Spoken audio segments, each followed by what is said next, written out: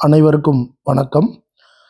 ஆளுநர் மற்றும் குடியரசுத் தலைவருக்கு உண்டான அந்த மசோதா ஒப்புதல் பற்றி உச்சநீதிமன்றம் ஒரு தீர்ப்பு கொடுத்துருந்தாங்க.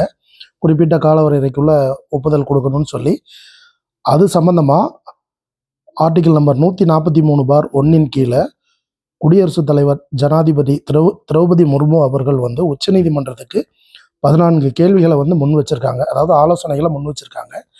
இந்த கேள்விகளுக்கு உச்சநீதிமன்றம் பதில் சொல்லலாம், இல்லை பதில் சொல்லாமல் கூட அதை நிராகரிக்கக்கூட உரிமை கூட நீதிமன்றத்துக்கு இருக்குன்னு சொல்லி சட்ட நிபுணர்கள் சொல்லியிருக்காங்க. அது என்ன அப்படின்னா, இங்கே பாருங்கள், 10th standard Tamil social science புக்கில் மாநில அரசு அப்படிங்கிற டாப்பிக்கில் இது இருக்குது.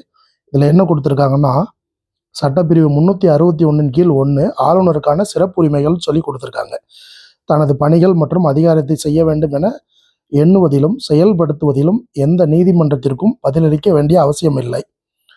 ஆளுநர் பதவி காலத்தில் அவர் மீது குற்றச்சாட்டுகளை சுமத்தவோ அல்லது அவரை கைது செய்யவோ நீதிமன்றம் உத்தரவு பிறப்பிக்க முடியாது அப்படின்னு சொல்லி கொடுத்துருக்காங்க.